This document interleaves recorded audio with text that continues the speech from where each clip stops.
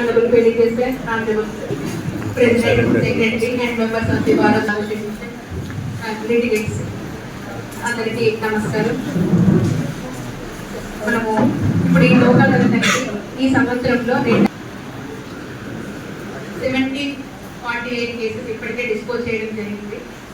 ఈరోజు కూడా అంతే ఉత్సాహంతో బ్యాంక్ వాళ్ళు కూడా ముందుకు వచ్చి కేసెస్ సెటిల్మెంట్ అయ్యేది సెటిల్ అయ్యేటట్టుగా చూస్తారని చెప్పేసి అనుకుంటున్నాం.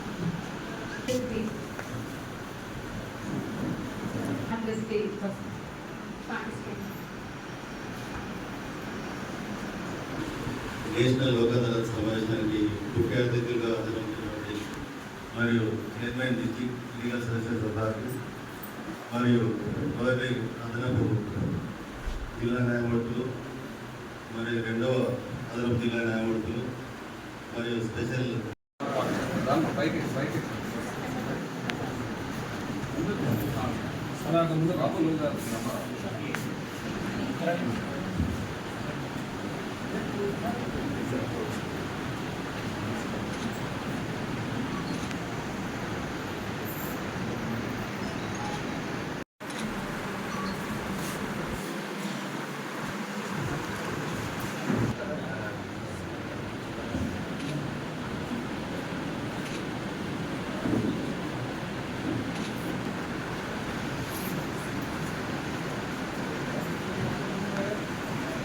మరియు మన Telangana legal services authority directions ప్రకారం ఈరోజు మెగా లోక్ అదాలత్ జరపబడుతుంది.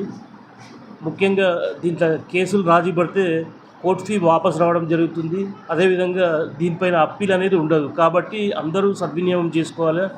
దీంట్లో మనము లాస్ట్ టైం అంతకంటే ముందు కూడా ట్విన్ సిటీస్ కాకుండా మన డిస్టికే ఫస్ట్ వచ్చింది. దానికి ముఖ్య కారణం ఏంటంటే పోలీస్ డిపార్ట్మెంట్ ఒక పార్టిసిపేషన్ కానీ అడ్వకేట్స్ పార్టిసిపేషన్ కానీ చాలా ఎక్కువ ఉండే. వాళ్ళు పర్సనల్గా తీసుకొని మరి చాలా కేసులు డిస్పోజ్ చేయడానికి సహకరించారు.